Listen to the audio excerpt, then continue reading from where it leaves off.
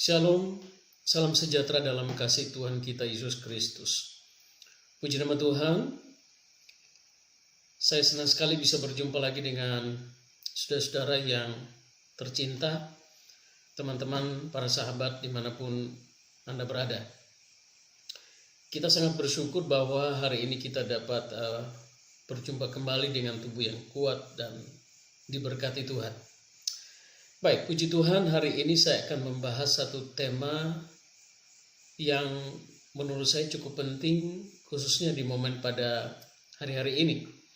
Sebab dengan isu atau dengan adanya penyebaran COVID-19 yang terus meningkat pada hari-hari ini, maka hal itu menyebabkan banyak orang merasa takut, khawatir, panik, dan lain sebagainya. Sebenarnya kita tidak perlu takut, kita semua harus tetap disiplin menjaga protokol kesehatan. Harus lebih ketat lagi menjaga protokol kesehatan. Karena itu pemerintah menganjurkan untuk mengadakan penataan kembali. Tujuannya supaya kita benar-benar memutuskan rantai penyebaran virus corona ini.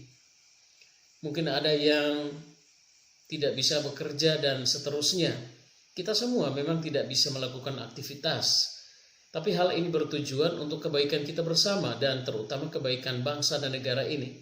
Kita harus selamatkan bangsa dan negara ini dari penyebaran COVID-19. Jangan sampai kita terlena, kita teledor dan kemudian hal ini bisa menyebabkan hal-hal yang fatal. Nah, untuk itu, hari ini saya ingin mengajak kita dan belajar bersama-sama tentang kata jangan takut. Jangan takut atau do not be afraid, itu adalah merupakan kata yang simple, cuma 2 kata saja. Tetapi apabila kita lakukan itu, maka kita akan mendapatkan kekuatan yang luar biasa melalui kata ini. Kalau kita mempraktekkan do not be afraid, maka kita akan mendapatkan kekuatan yang luar biasa yang mengalir dalam tubuh kita, dalam kehidupan kita. Iya, karena hari-hari ini banyak orang sedang ketakutan menghadapi situasi dan kondisi yang terjadi hari ini. Ya, sekali lagi saya ingatkan, kita jangan takut, tidak boleh takut. Tetapi kita terus menjaga prokes, protokol kesehatan dengan lebih mendisiplinkan diri lagi lebih ketat. Oke, puji Tuhan. Hari ini pemerintah melarang untuk kita tidak boleh ibadah dulu mulai dari tanggal 3 sampai tanggal 20. Bukan berarti kita dilarang untuk tidak boleh beribadah, tapi tujuannya adalah kita bekerja bersama-sama dengan pemerintah. Bukan berarti kalau kita tidak ibadah di gereja lalu kita kehilangan kontak dengan Tuhan. Itu hal yang sangat keliru sekali.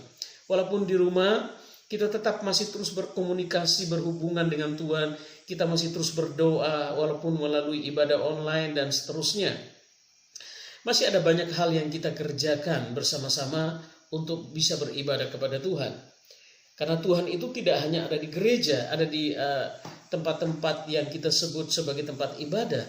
Di rumah pun Tuhan ada, dimanapun Tuhan ada.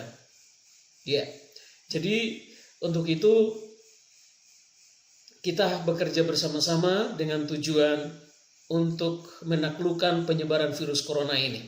Untuk menghentikan penyebaran virus corona ini. Oke, sekali lagi. Do not be afraid. Jangan takut. Yesaya pasal 41 ayat yang ke-8 sampai ayat yang ke-10 mengatakan demikian. Tetapi engkau, hai Israel hambaku, hai Yakub yang telah kupilih, keturunan Abraham yang kukasihi, engkau yang telah kuambil dari ujung-ujung bumi, dan yang telah kupanggil dari penjuru-penjurunya. Aku berkata kepadamu, engkau hambaku, aku telah memilih engkau dan tidak menolak engkau. Jangan takut, sebab aku menyertai engkau. Jangan bimbang, sebab aku ini Allahmu. Aku akan meneguhkan, bahkan akan menolong engkau. Aku akan memegang tangan kananmu dan membawa kemenangan. Nah, kita perhatikan kata-kata ini Sebenarnya ini ada kata-kata yang sangat luar biasa sekali.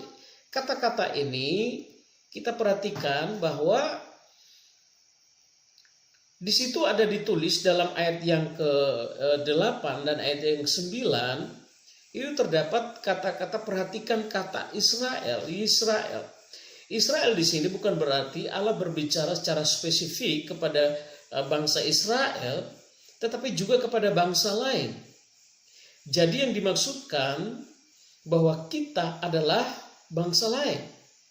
Yang dimaksudkan di sini bahwa kita adalah bangsa lain yang telah menerima Yesus sebagai Tuhan ketika dia datang ke dalam dunia sebagai manusia dengan tujuan penyelamatan atau menyelamatkan kita. Penyelamatan kepada seluruh umat manusia.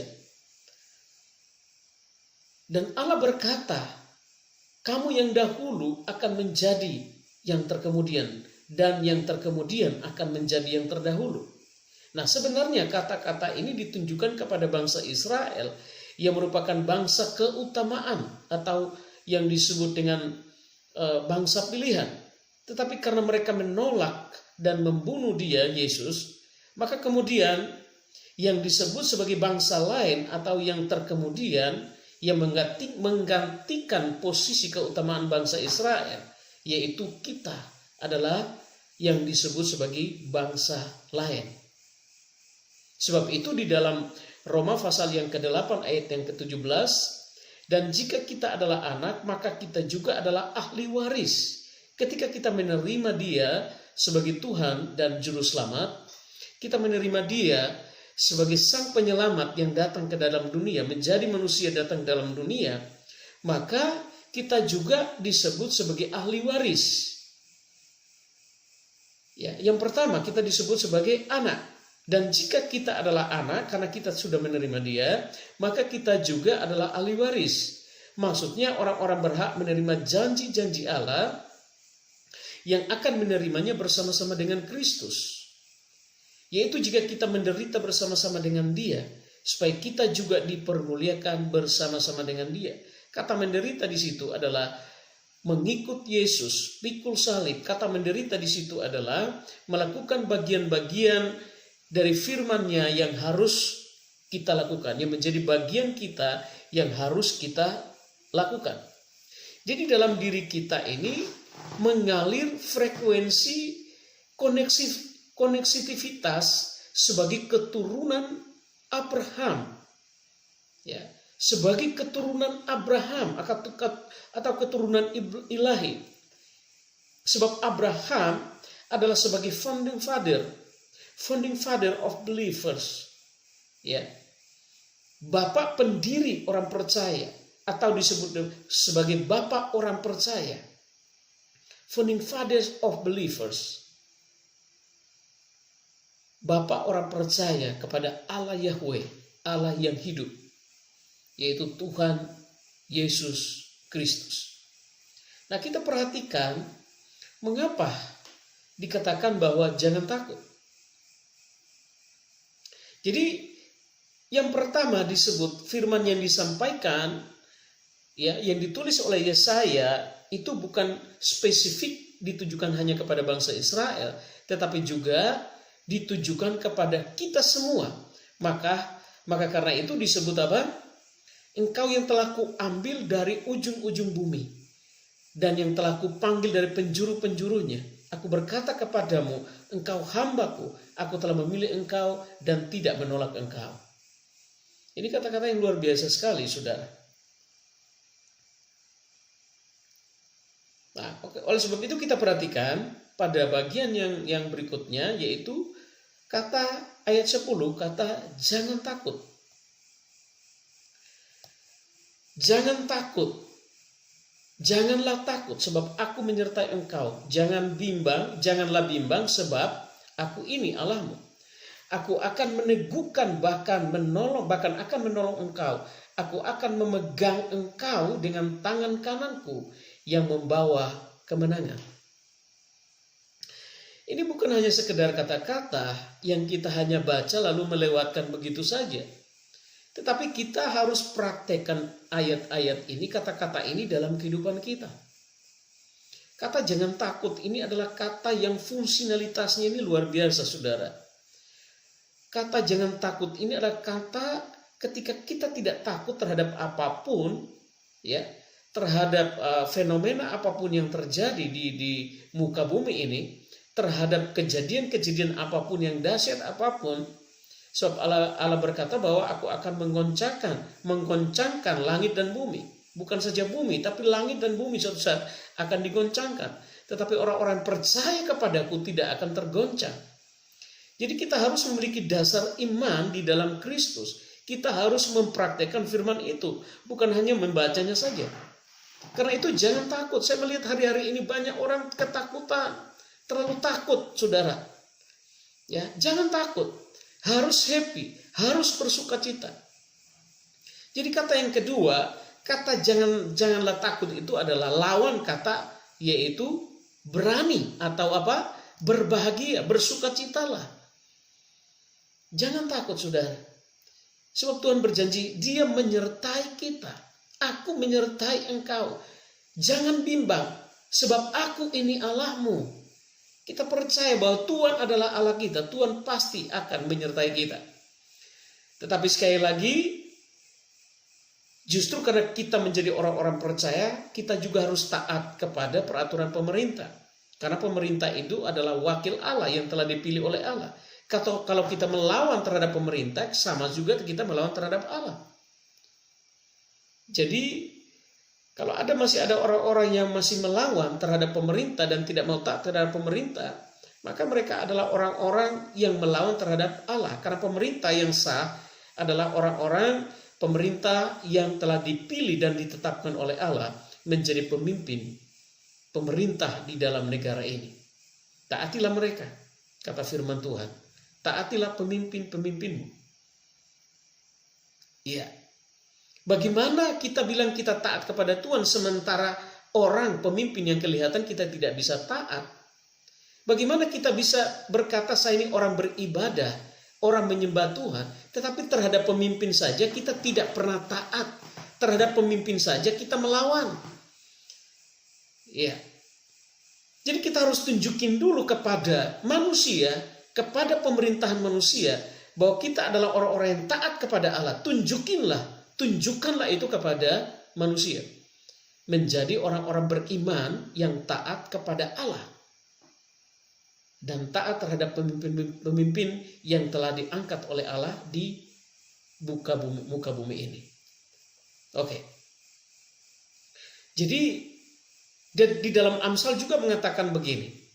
Tadi saya sudah sebutkan bahwa kata jangan takut itu adalah kebalikannya adalah harus berani. Atau jangan takut itu konotasinya itu adalah gelisah, bimbang, susah, sedih.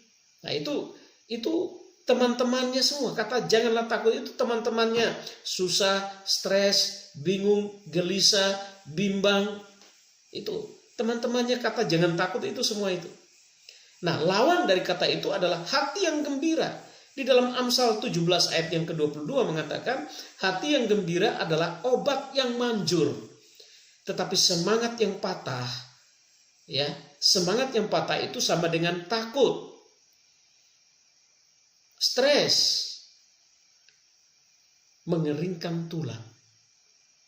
Nah, ini di dalam ilmu Tuhan.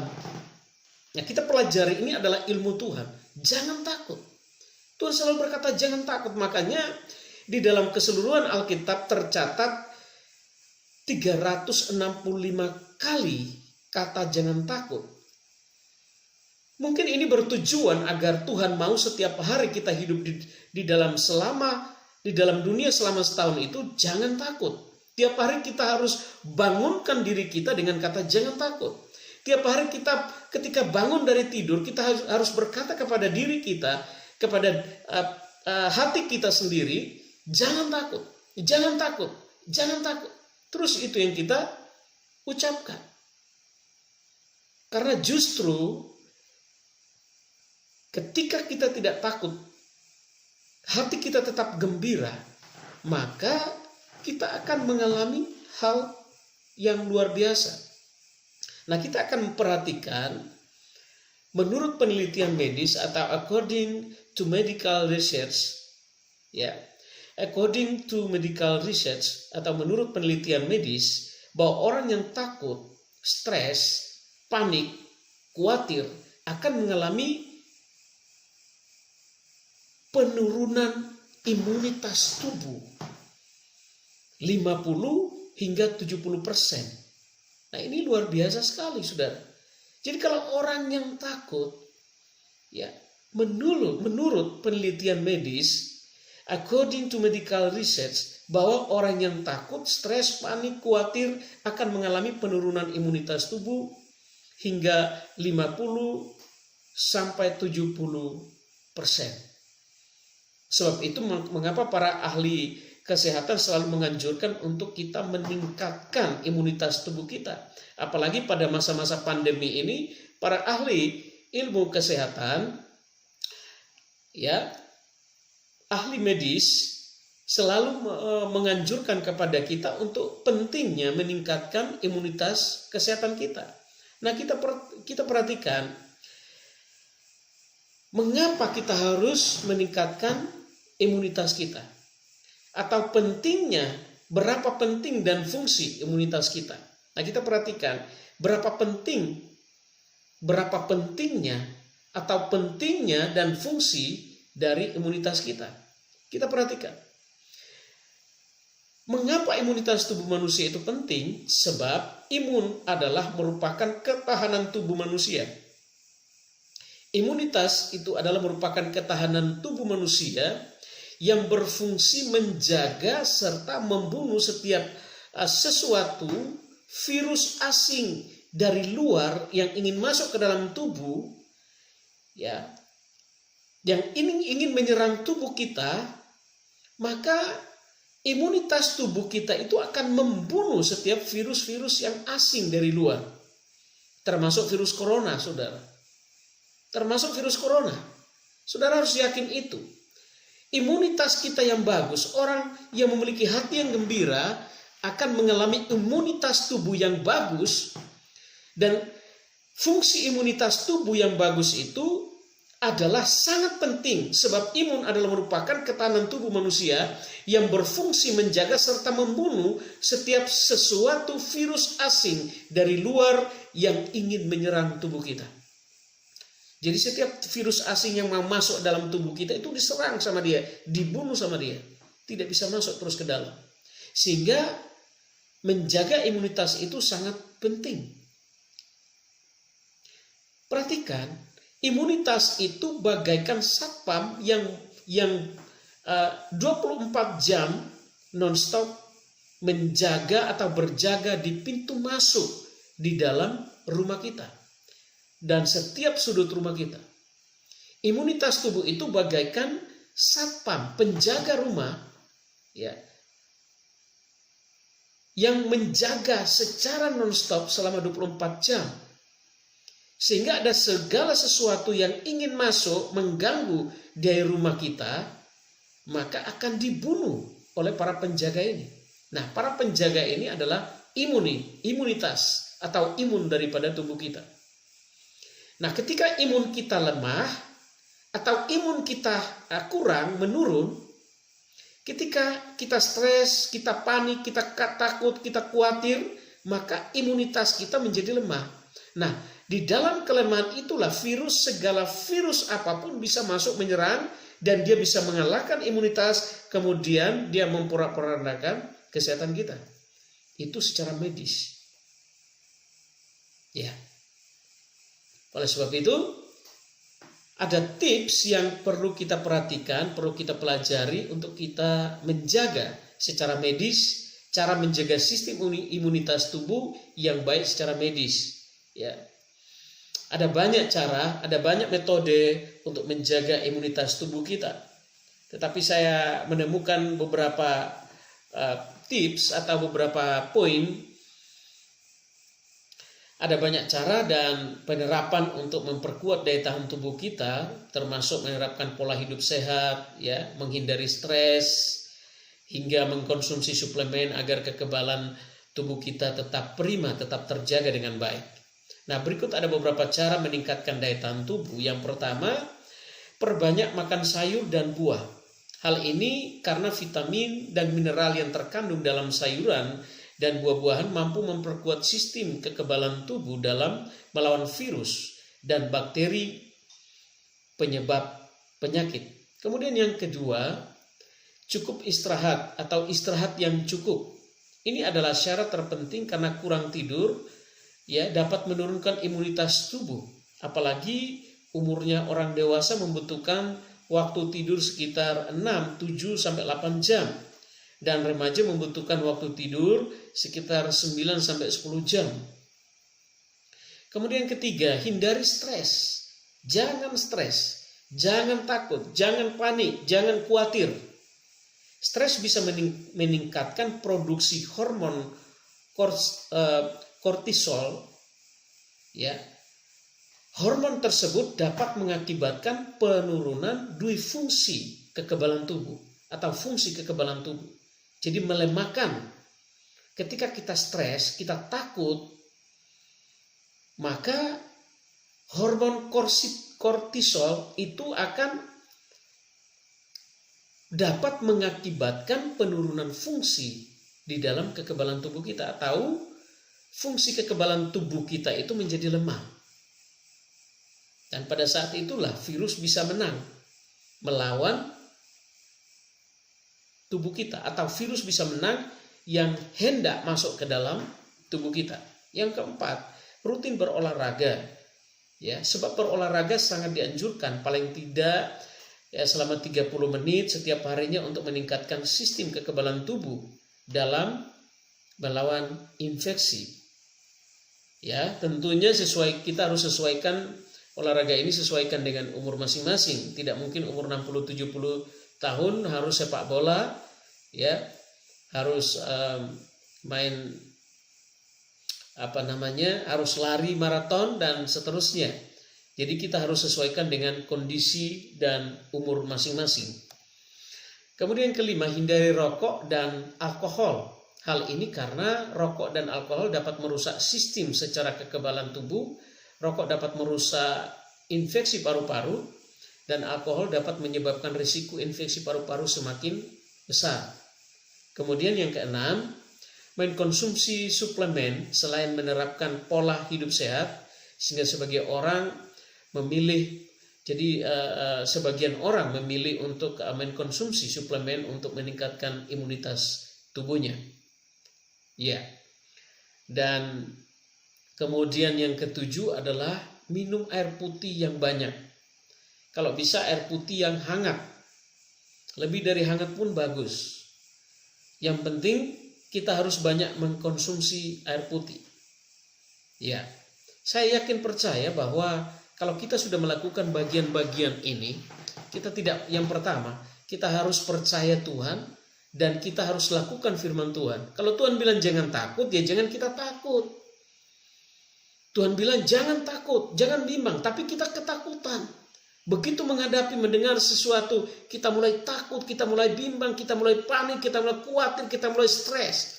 Daya tahan tubuh kita dengan sendirinya akan menjadi lemah, hilang, melayang. Sehingga virus yang menang melawan tubuh kita. Saya yakin percaya kalau kita melakukan bagian Tuhan dan juga kita menerapkan ilmu kesehatan, maka semua itu akan sangat membantu kita untuk menghilangkan kita dari segala penyakit virus apapun. Sekali lagi saya ingatkan, bagi yang tidak terlalu penting lebih baik jangan keluar rumah, banyak di rumah. Kalau memang terlalu penting tetap harus dijaga prokes, protokol kesehatan itu dianjurkan supaya menggunakan masker yang double, kemudian selalu membawa hand sanitizer, cuci tangan, hindari kerumunan, jaga jarak selalu, dan selalu membawa hand sanitizer itu untuk menyemprot setiap kali memegang sesuatu, membersihkan tangan, kemudian setiap pulang ke rumah, masker yang dipakai seharian itu harus dibuang atau dibakar, saudara. Langsung dimasukin ke dalam sampah, langsung dibuang. Jadi supaya kita tidak membawa virus masuk ke dalam rumah. Dan pakaian yang kita pakai, yang kita gunakan itu pun harus langsung direndam dengan sabun. Oke, inilah sedikit pesan atau pesan singkat untuk kita semua, kiranya dapat memberkati kita. Jangan takut, jangan bimbang. Kita adalah keturunan Abraham, kita adalah keturunan ilahi yang memiliki darah Kristus yang mengalir, yang memiliki keturunan sebagai keturunan ilahi yang mengalir di dalam diri kita. Karena itu kita tidak boleh takut, kita tidak boleh gentar. Karena Tuhan ada bersama dengan kita. Lakukan yang terbaik. Ya, selalu baca firman Tuhan, renungkan firman Tuhan. Jangan takut, ya, hati selalu gembira.